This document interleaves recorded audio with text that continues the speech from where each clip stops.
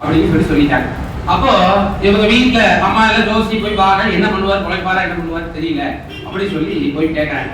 அப்போ சரிபகானானவர் ஒரு ஜாதகத்துல பலமா இருக்க, நல்லா இருக்கு, அவருக்கு ஆயுசு கட்டி போகமாட்டார் சீக்கிரம் அப்படின்னு சொல்லியிருக்க, போகமாட்டார், நல்லா இருப்பார், ஆனா இப்போ கண்டமா இருக்கு, அதனால அந்த பரிகாரத்துல இந்த உடம்பு சரியில்லாம போயிருக்கு அப்படின்னு சொல்லியிருக்காரு.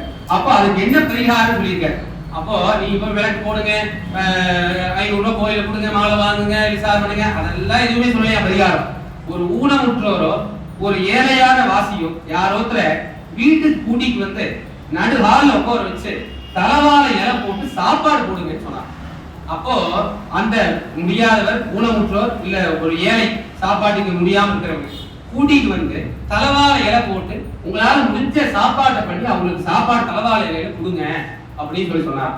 அவருக்கு கொடுத்த அந்த ஒரே வார்த்தை அவர் எந்திரிச்சு வந்துட்டார் வீட்டுக்கு. இது எப்படி அப்படின்னா சனி பகவானுடைய அருள் தான். சனீஸ்வரர் என்ன பண்றாரு, அந்த ஊனமுற்றோர் நான் சொல்றதோ ஒரு ஏழையா இருக்கிற இடத்துல சொல்றதும் சனி பகவான் என்ற பிரத்யட்சமா இருக்காருன்னு சொல்லுவேன். சனீஸ்வரர் எப்படி இருக்கார், அவங்க பிரத்யட்சமா அவங்களுக்குள்ளேயே இருக்கார். ஒருத்தர் கஷ்டப்படுறாரு, ஒருத்தர் அப்படி இருக்காரு அப்படின்னா சனியோட வினை பயன் தான் அவங்க அப்படி கஷ்டப்படுறது. ஒருத்தரோட அடையாளமே சனியோட அடையாளத்தை வச்சு கண்டுபிடிச்சிடலாம், குருவோட அடையாளம் சனியோட அடையாளம் கண்டுபிடிச்சிடலாம். இப்போ ஒரு பையன் பெட்ரோல் பங்க்ல வேலை செய்யலாம் அப்படின்னா பெட்ரோல் பங்க்ல வேலை செய்யறது சனியோட ஆதிக்கம் இருந்தாதான் அவன் பெட்ரோல் பங்க்ல போய் வேலையை செய்ய முடியும். ஒரு இரும்பு கடையில ஒருத்தர் வேலை செய்யறாரு அப்படின்னா சனியோட ஆதிக்கம் இருக்கிறதுனாலதான் அவங்க இரும்பு கடையில இரும்போட சம்பந்தமா இருக்கிற வேலையை செய்ய முடியும். இப்படி ஒவ்வொரு கிரகத்துக்கும் இருக்கு.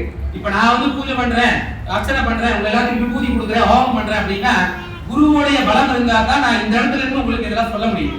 குரு அந்த மாதிரி ஒவ்வொரு தொழிலுக்கும் ஒவ்வொரு ரீதியான குரு சனி இந்த கிரகங்கள் எல்லாமே வேலை செய்யுதுன்னு சொல்றாங்க, புரியிருக்காங்க.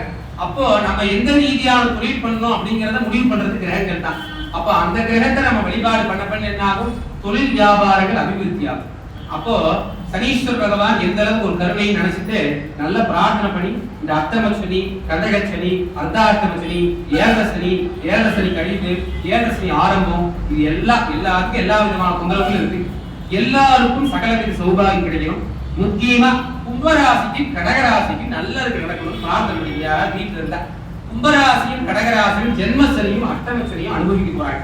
அப்போ அந்த 2 பேருக்கு உண்டான தீவிரமான பலன் மற்ற எல்லாத்துக்குமே கொஞ்சம் கம்மியா தான் இருக்கும். மற்ற எல்லாத்தையும் பரிகாரத்தை விடையும் கும்பராசிக்கும் கடகராசிக்கும் நேரடியான அஷ்டமசனியும் இந்த கும்பராசிக்கு ஜென்மசனியும் இந்த 2.5 வருஷ காலம் இருக்க போகுது. அப்போ நம்ம என்ன எங்க வாக்கு கொடுத்தாலும் ஜாக்கிரதையா கொடுக்கணும்.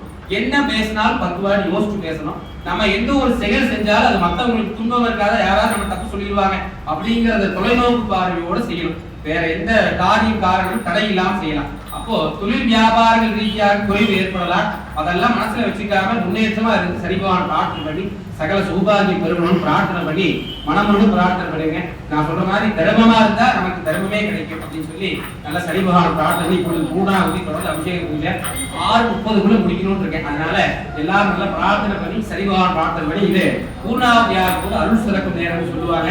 அதனால சனீஸ்வர பகவான் பிரத்யட்சமா இந்த பூர்ணாவதி எடுத்துப்பார். அதனால நல்ல பிரார்த்தனை பண்ணிட்டு கண்ணை மூடி கை கூப்பி பிரார்த்தனை பண்ணிங்க. இப்பொழுது பூர்ணாவதியான நடைபெறும். மணி இருக்கலாம், பெரிய மணி. ஓம்